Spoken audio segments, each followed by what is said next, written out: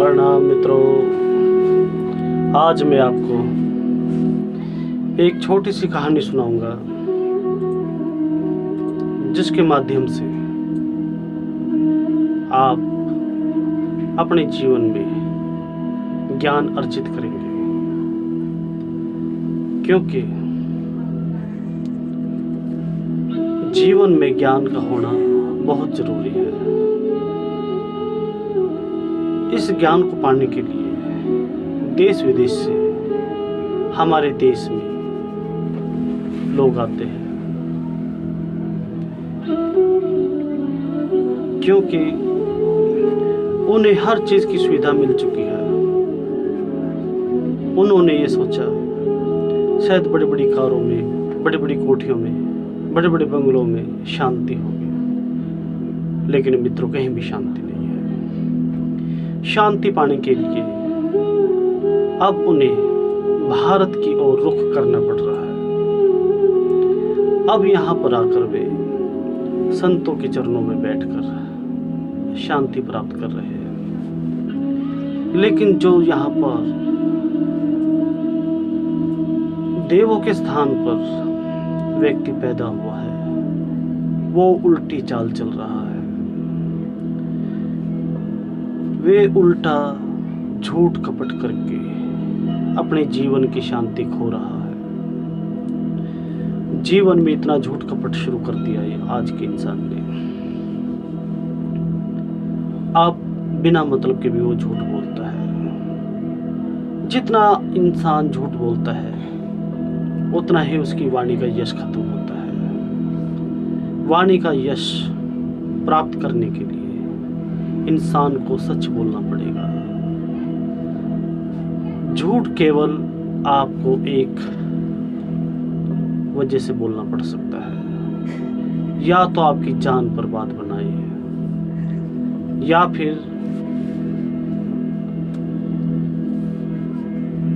दूसरे की जान बर्बाद बनाए।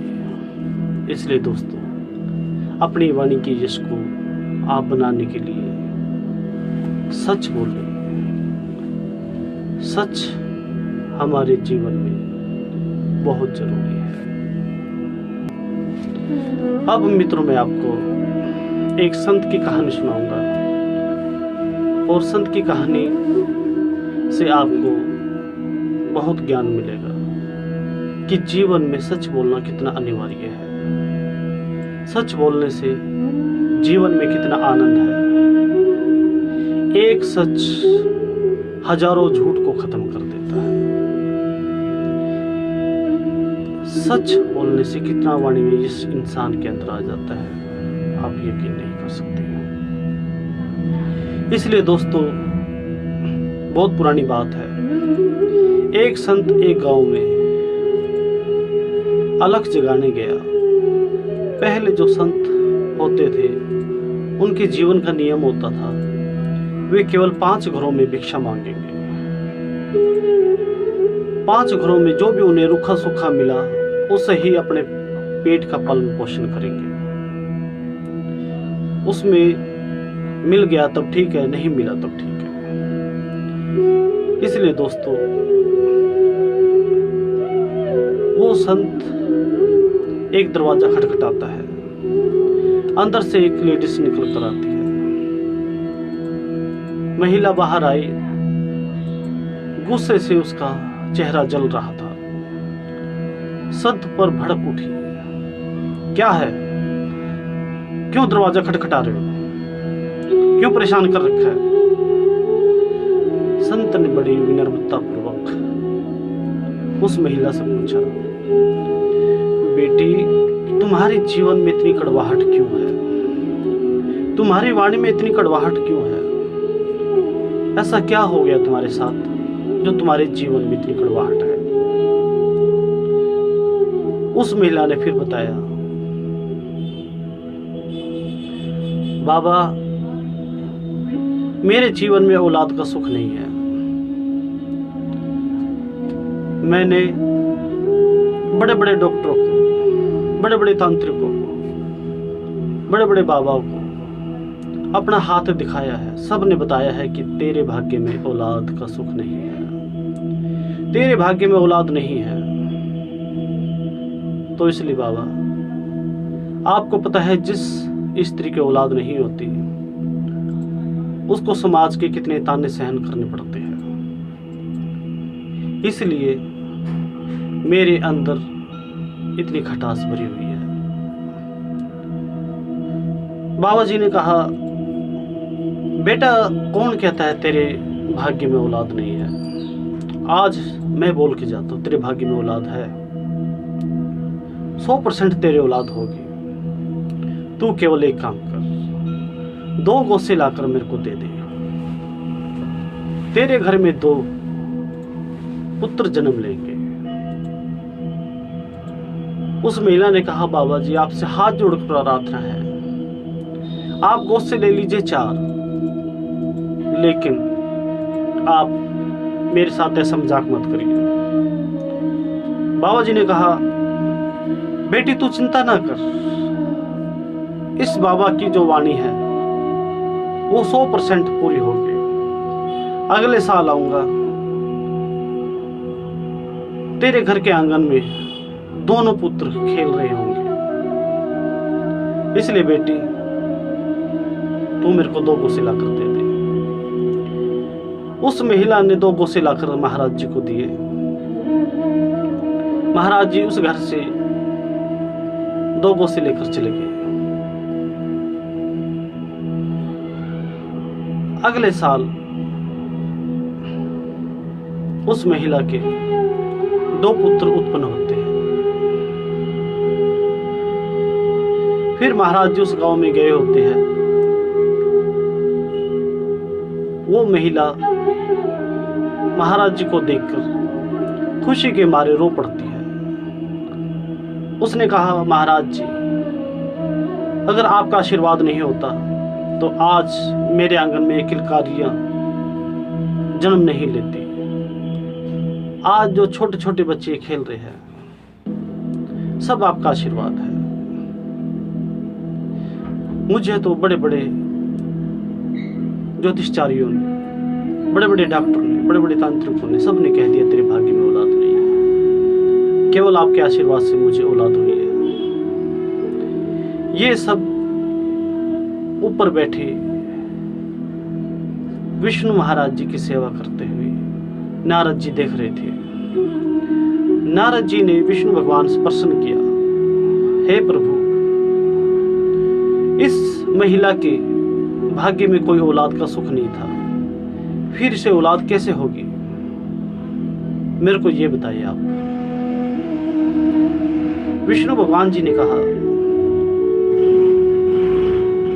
इसके जीवन में औलाद नहीं थी, ये सत्य है, लेकिन जब उस संत ने अपनी वाणी से इसे 2 पुत्र का आशीर्वाद दे दिया तो औलाद का सुख देना हमारे लिए जरूरी हो जाता है। नारद जी ने कहा, हे प्रभु, उसके वचन से, उसकी वाणी से सारी सृष्टि बदल गई। नीति का जो चक्र था वही बदल गया। ऐसे कैसे हो गया? श्री विष्णु भगवान जी कहते हैं, नारद आप एक काम करो, आप पृथ्वी पे जाओ, वहां पर किसी भी इंसान का थोड़ा सा मांस लेके आओ, और वो भी जीवित इंसान का। नारद जी गए। नारद जी सिंपल वेश बना कर गए, एक आम इंसान बन के गए। जिस गली मोहल्ले में, जिस बाजार में वो जाए, उन्होंने केवल एक ही बात कही, मुझे भगवान के नाम पर थोड़ा सा मानव का मांस दे दो। सब ने उन्हें धुतकारा, फटकारा, भगाया उन्हें, भाग जाए यहाँ से, क्या मांग रहा है, अकल है तुझे या नहीं है? तो पूरा दिन बीत गया। शाम होने को आई। नारद जी चलते चलते एक सुनसान जंगल में पहुंच गए, जहां पर एक झोपड़ी थी। झोपड़ी के बाहर नारद जी ने जाके आवाज लगाई, कोई है? अंदर से आवाज आई, कौन है? कहते मैं मांगने वाला हूँ, मैं भगवान के नाम पे थोड़ा सा मांस मांगने वाला हूँ इंसान का, क्या मुझे मिल सकता है? अंदर से आवाज आई, अंदर आ जाओ और जितना तुम्हारा मन करे ले जाओ। लेटे हुए उस महात्मा ने नारद जी के हाथ में चाकू दिया, कहते लो जितना तुम्हारा मन करे काट लो। नारद जी ने थोड़ा सा काटने के बजाय बहुत ज्यादा काट लिया। वो संत वहीं पे लहूलुहान होकर मूर्छित हो गया। नारद जी वो मांस लेकर विष्णु भगवान के पास गए। नारद जी ने जाकर कहा, हे प्रभु मैं मांस ले आया हूं। प्रभु ने पूछा, किससे लाए हो? कौन सा महानुभाव है वो जिसने अपना मांस काट कर तुम्हें दे दिया? नारद जी ने कहा, हे प्रभु वो ही संत है जिसने 2 पुत्रों का आशीर्वाद उस महिला को दिया था। फिर प्रभु जी ने कहा, नारद जिसने मेरे नाम से अपना शरीर काट कर तुझे दे दिया, क्या मैं उसकी वाणी के लिए इस सृष्टि का चक्कर निभंग कर सकता? इस नीति का चक्कर नहीं मोड़ सकता? तो इसलिए उस संत की वाणी की लाज मुझे रखनी पड़ी। इसलिए हमारे देश के अंदर जितने भी संत महात्मा हैं, हमें उन सब का आदर करना चाहिए, उनकी सेवा करनी चाहिए। अपने धर्म के प्रति हमें जो भी हमारे से बन पड़े वो हमें निछावर करना चाहिए, क्योंकि अगर हमारा धर्म है तो हमारा देश है, हमारा देश है तो हमारा घर है। इसलिए दोस्तों, मेरे मित्रों, जीवन में अपनी वाणी के यश को आप बनाए रखें, क्योंकि आपकी वाणी का यश ही आपके लिए मुक्ति के दरवाजे खोलता है। क्योंकि वाणी का यश जीवन में सर्वोत्तम यश है। जिस इंसान के पास वाणी का धन है, उसके पास सृष्टि के किसी और धन की जरूरत नहीं है। इसलिए मित्रों, ये धन आपको सच बोलने से, संतों की सेवा करने से, दुखियों की सेवा करने से आएगा। आज मैं अपनी वाणी को यही विराम दूंगा। जय श्री राम मित्रों।